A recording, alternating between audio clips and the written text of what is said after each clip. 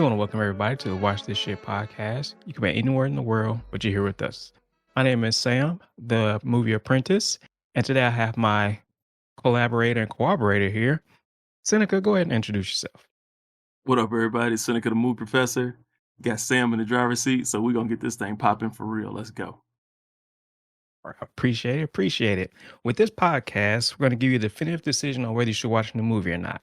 If we say watch this shit, go ahead, stop what you're doing, enjoy some good cinema. If we say don't watch this shit, avoid it as you would being a Deadpool without healing factor. Or don't. It may be fun, or you may see yourself being the meat shield for another Deadpool. Either way, you put your life in your own hands. Now, today's movie, like I said, is going to be Deadpool. Deadpool and Wolverine. Now, this was a very highly anticipated movie, so me and Seneca we're gonna talk about it. Now, the story is in order to save his universe, Deadpool must team up with unlikely friend Wolverine, but not the hero Wolverine that we know. He teams up with an alternate universe Wolverine who has some skeletons in his closet. The two must escape the void, and on the way, we see some old friends. We lose an old friend. And we even meet a new friend. Now, will Deadpool and Wolverine get along long enough to escape the void and save Deadpool's universe? Or will the duo fight and argue until ultimately one of them is killed? Now, I'm going to go ahead and bring in Seneca because we have a lot to cover in this movie. So, Seneca, what did you think of the story? The story was amazing.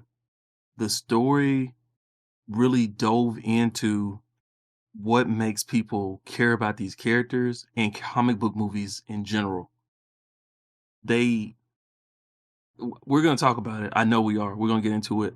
But for me, when I watched this was a love letter to the Fox films. No matter how you feel about them. Like, some of them was trash. X-Men, Dark Phoenix, I'm looking at you.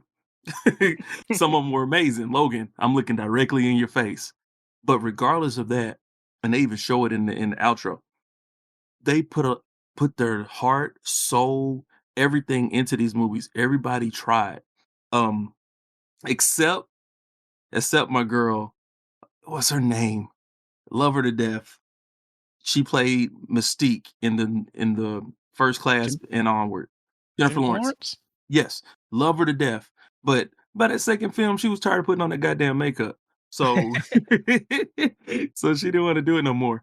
But they showed it. They showed how everybody cared about what they were doing and wanted to put on a good show for everybody. And sometimes they failed, but sometimes they succeeded. Yeah, I agree. It was a very, it was a good story. To me, it was like your typical hero journey, go save some shit.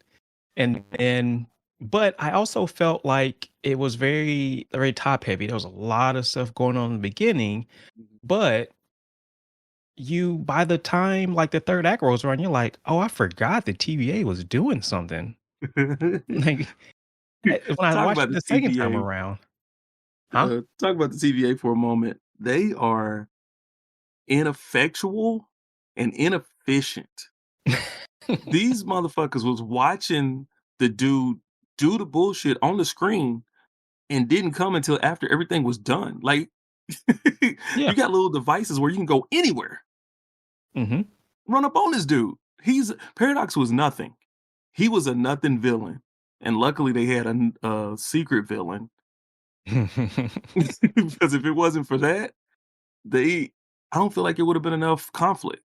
Right. I think that's why it had so much going on, is because they kind of knew Paradox was not strong enough to really be a main villain, so they had to bring in the second villain.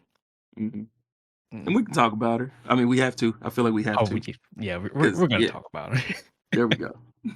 Now, the jabs at Fox, there were so many going on throughout the whole film. My favorite one was when Deadpool, he broke the fourth wall and went to the camera and said, "Suck it, Fox. I'm going to Disney. Get fucked."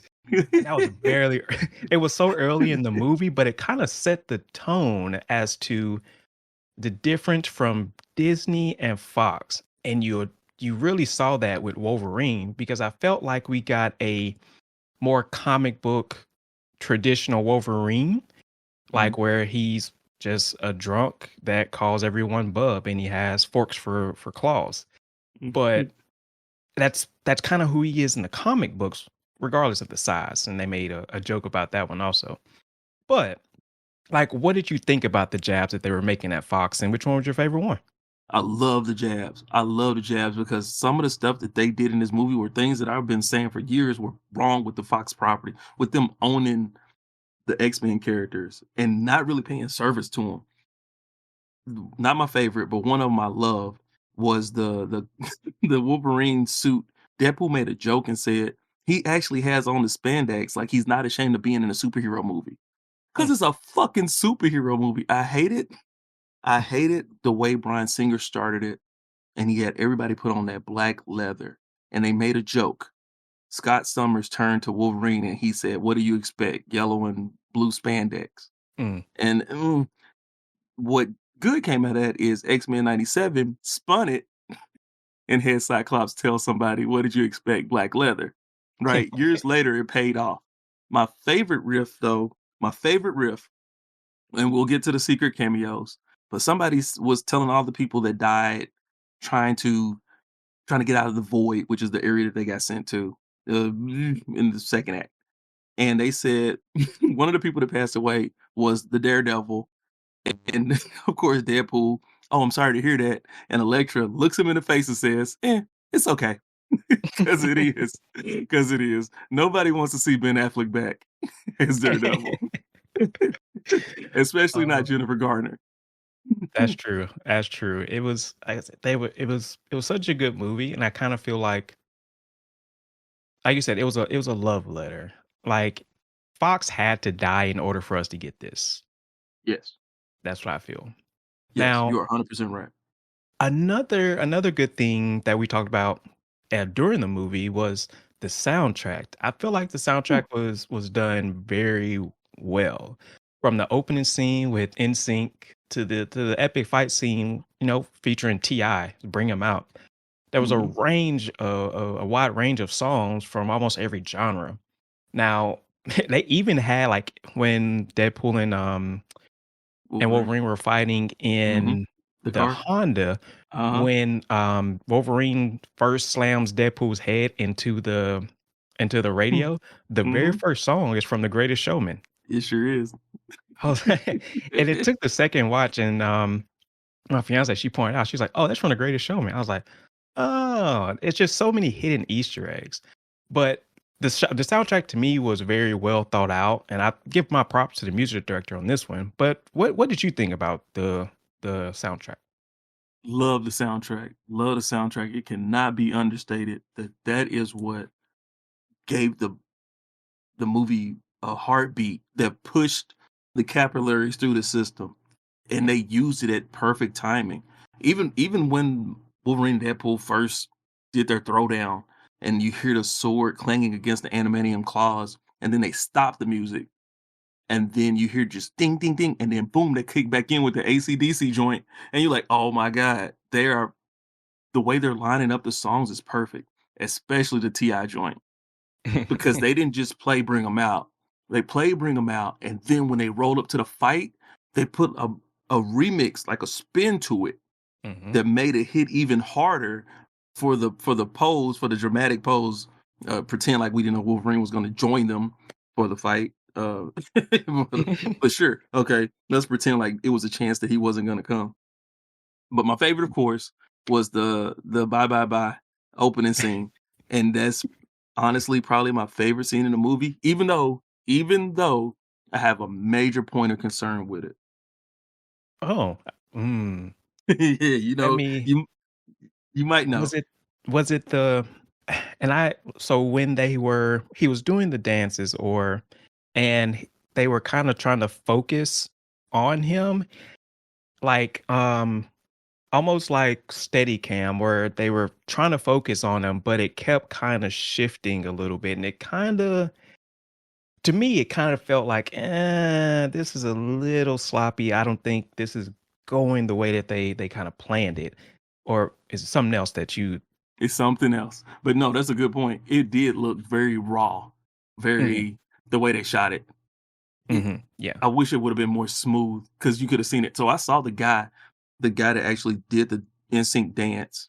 I was just scrolling Facebook, and he showed his audition tape for what he had to do to get the part. Mhm. And he was nailing it, but he had his camera on a freaking pod right on the stand, and you could see all of his movements. But the way they did it, like some of the times, some of his body was out of the shot. Mhm. It looked weird, but no. But the thing that I absolutely, absolutely, absolutely hated about the opening scene, even though it's probably my favorite scene in the movie, was the fact that he was tearing apart an antimanium skeleton to use to kill people with. It looked cool as fuck, but it is an impossibility to tear animanium apart unless you're Magneto or you have some other animanium you could use. Like even if they would let him use his swords to like try to Yeah. gnaw it off. I said, okay, cool. He was using his hands to tear animanium skeleton apart and use it as a weapon. Come on, We're not dude. trying to be 100% accurate here. They didn't give a fuck. That's what that means. But it does go down, I would say, as my favorite opening of the 3 movies, but also, if it has to do with choreography, I put it up there with Peacemaker. Oh yeah, yeah. Oh, that Peacemaker was cold. I can't put it up there with Peacemaker, but it's probably number two. 'Cause I could watch that right now. That's a good So intro.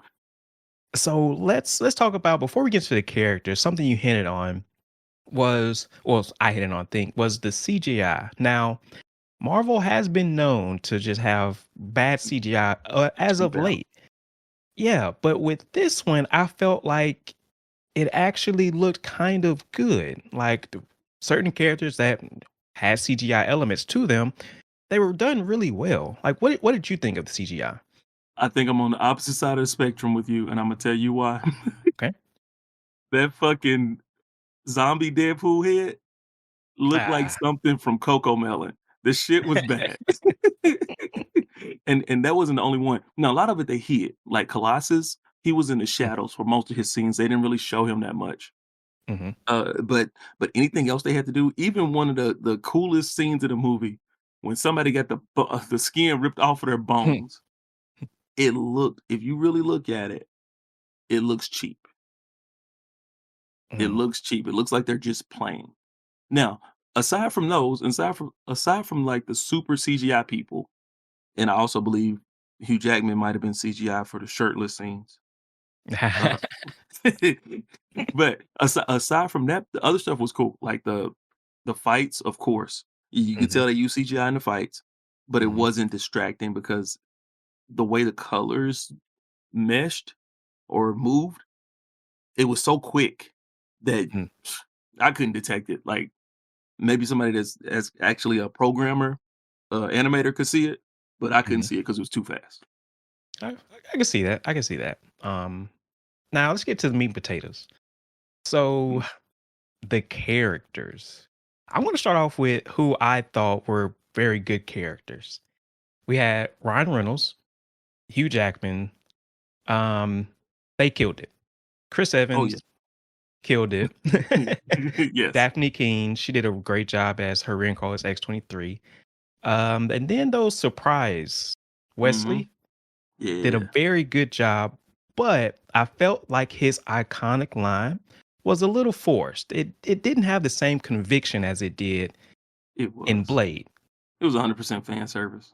Yeah, and Channing Tatum, like, this man literally wheeled himself to play Gambit, like, never seen it. Like, Yeah.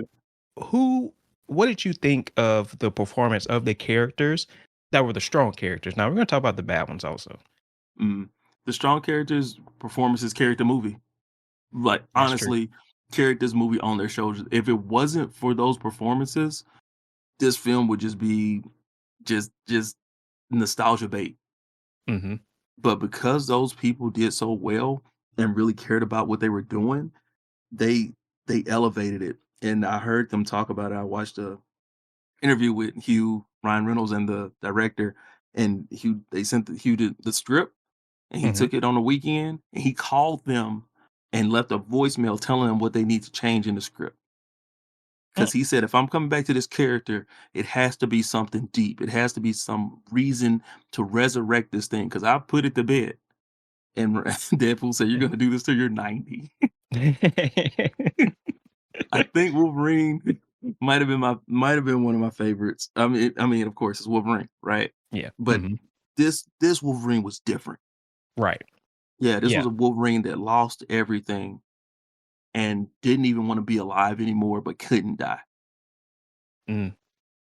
It was almost like it was God's greatest joke that he couldn't die. Yeah, when he was doing that, he was talking about himself. Mhm. Yeah, that's why he was so angry. It looked like he was angry at Deadpool during that scene right before they fought in the what was it, a Honda Odyssey? Odyssey. Mhm. Right before they fought in the Honda Odyssey, he was really pissed off. He was really pissed off, and he said some mean, hateful things to Deadpool, but he was directing them towards himself. Right. Mhm. That was good. That was great acting. Right. Mhm. Yeah, yeah. I agree. I agree. That was a really, really good scene, in my opinion. I liked it. Now, can't talk about the good without having the bad. Mhm. Jennifer Gardner, Electra, bad. Mm, mm. Emma Corrin, who was oh man, who's the main villain? I forgot her name. Oh, Cassandra Nova. Cassandra Nova. Didn't hit home to me. I just did not like her as the villain. And Matthew McFadden as Paradox. Oh, he was the worst. I He just was the worst. he does, and it's sad because he's such a good actor in Succession that I felt like maybe he should stick to American accents. I just I didn't feel him as Paradox with his original accent, which is sounds so Crazy. weird. Mhm. Yeah. But what did you think about the villain and The villain for anybody sure. else? Paradox, trash. Throwaway villain. I don't know why they didn't use a more iconic person.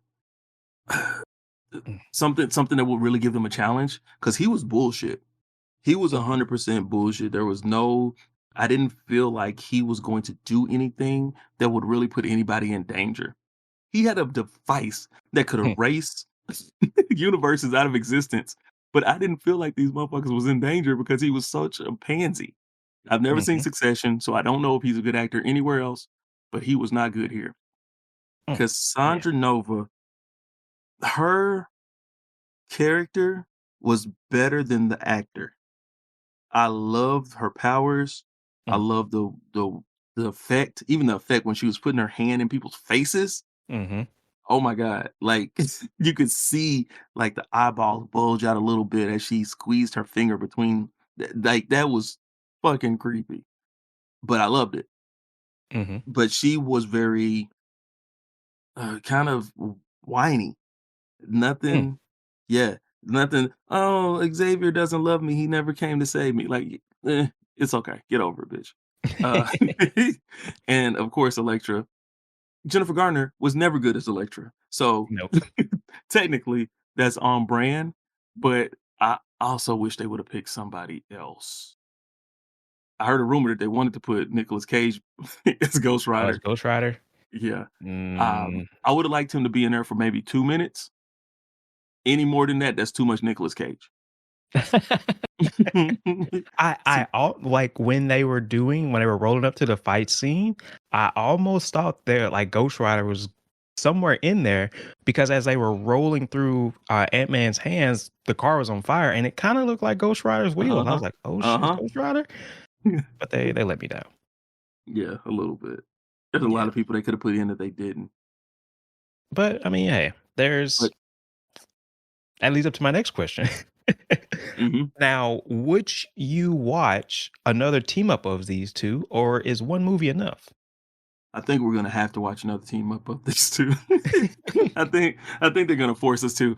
It made so much fucking money Yeah, already, and it's gonna hit over a billion. So yeah, yeah. we're gonna watch another one. But yes, I would like to see it.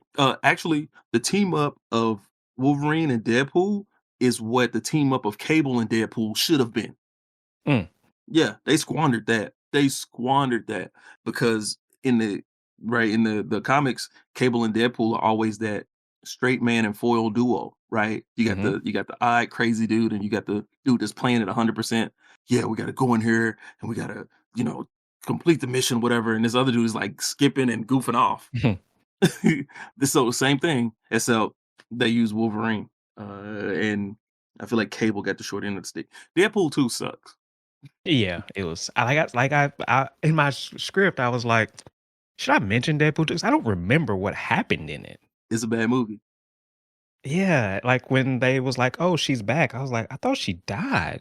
I felt like I Yeah. missed, like, the whole movie, but I He, didn't. used the time he used Cable's time turner or whatever it's Mhm. called to go back in time and stop her from dying. They fridged her.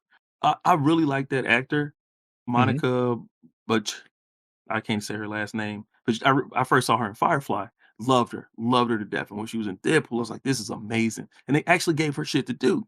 Mhm. The second movie, they fridged her, and I don't know if you know what fridging is, but it's a comic term that means that you are shelving the love interest so that the hero can just do whatever you want him to do on his own without having to worry about having a girlfriend or wife.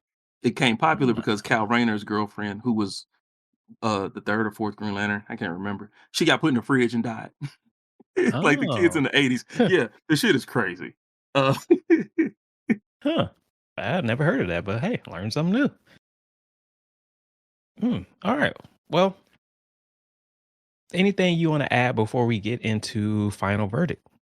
yes, I do want to talk about the not just the breaking the fourth wall, but the bringing the audience into the Mm, process of filmmaking. They they use terms in the film that if you're a movie, if you love movies, if you are a studier of film, you he said death by day player. He's talking about a person that gets to come on set for one day and they may have speaking lines, do their thing, and leave. Wow. He said, hold on for a moment. We got to wait until the extras clear out. mhm, No speaking lines for you when he was talking to one of the extras at his birthday party. Like those type of things, I love it. I love when they bring us into the world of the film, and the fourth wall breaking is very smart here. Not not like what they did on She-Hulk. No. Oh, forgot about She-Hulk. Yeah, I know. She tried the It same thing. And it shows it just when you didn't do it work. wrong. Oh, we Yeah. also didn't talk about the montage. The Wolverine Oh, montage, dude. yeah. That's important. That So is, yeah. so we got to see every version of Wolverine we could have ever wanted to see, all set Mm, to Huey Lewis and the News, Power of Love from Back to the Future. Oh mm, my god. Like, I thought I was gonna lose my mind at that point in the movie. And they showed, of course, the comic accurate Wolverine, which everybody laughed at because he was 5'3", mm, but he wasn't really comic accurate because he's 5'3" and he's, I want to say, like 800 pounds because of the mhm, adamantium, but 300 of the pounds is his body because he's wide like a tank. mhm, But they made him like a little munchkin anyway. And then we got the Age of Apocalypse Wolverine with the one arm. mhm, He was vicious. And then we got, of course, mm, no, let me talk about this one first. We got the brown suit Wolverine that fought the Hulk. yep, Awesome. mhm. Yep, awesome. But then we got the fucking Henry Cavill Wolverine. Yeah, I don't like him And you know why that was put in there, right? because the fans think that they should have him cast as Wolverine in the MCU now, and I Mhm. don't agree. Oh, shit. You wouldn't agree you would agree with not seeing Henry Cavill on a screen ever again. I would. I definitely would. He doesn't deserve it. He doesn't deserve it. Go back and listen to whatever the name of that movie was. Oh, Ungentlemanly Warfare, and hear me talk about how horrible of an actor Henry Cavill is. The only thing cool he's ever done was Mission Impossible, and that's because Tom Cruise carried him, and he carried over his most iconic move from that movie when he cocked up his arms to pull out the claws in this one. Mm, It was the same, like, right? It was the same movements, except this time instead of loading his fist to punch, he loaded the claws. mm. That's it. He's just a look. He's a look. He's not he's not a good actor. Oh boy. All right. You got that out? I got it out. I feel so much better now that I said that. All right. So final verdict with this one. I mean, if you listen to us this long, you know it's gonna be watch this shit. It has the action, great interactions between the two main characters, the nostalgia, and a great soundtrack.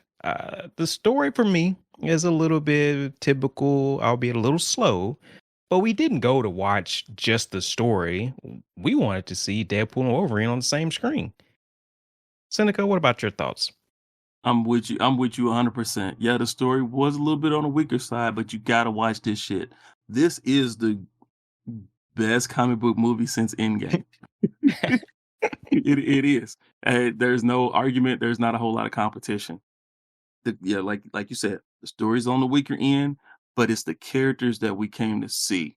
We came to see them go through this journey of discovery. I almost thought Deadpool really didn't have anywhere else to go. I don't like Ryan Reynolds. Or let me rephrase that. I used to didn't like Ryan Reynolds before he did Voices and The Box. Hmm. When he did those 2 films, I said, "Oh, okay, he might be alright," because he always plays this kinda swarmy type guy, but it actually works perfectly for the character of Deadpool, and we didn't talk Hmm. about the Deadpool fight. Oh my god. They had to fight Uh, 100 Deadpools, and there were so many gags, and you need to watch it more than one time, actually. right. So watch this shit multiple times. You can Yeah. watch it twice in the theater and then wait for it to come on Disney Plus to watch it again because you're gonna see something new every time you watch it. Hmm. Yep.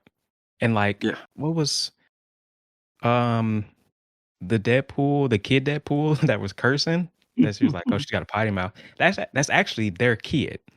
Wow. And I Well, didn't and know. Blake Lively was woman Uh-huh. Deadpool. One of my friends told me that. I didn't know. I didn't catch it. Yeah, I was like, hmm. It was like it's just so much packed into this movie. It is the second greatest comic book movie besides Endgame, behind Endgame. Behind Endgame. Since Mm, Endgame. Since Endgame, there you go. Yeah, since Yeah. Endgame. Yeah. But yeah, thank you for listening to another episode of Watch This Shit. You come here for the realest take, so follow us to not be left out in the dark on when we review something else. We're gonna review anime, movies, TV shows, the whole 9 yards. Now, if you haven't watched this shit yet, what the fuck are you waiting for? Stop what you're doing, go out, watch it, and then wait for it and stream it. Now, check us out next time when we review what actually are we reviewing? Inside Out 2 is after this. Inside Out 2. We're taking a little step back, but you know, we're going to catch up. But check us out next time when we review Inside Out 2. And good day to you.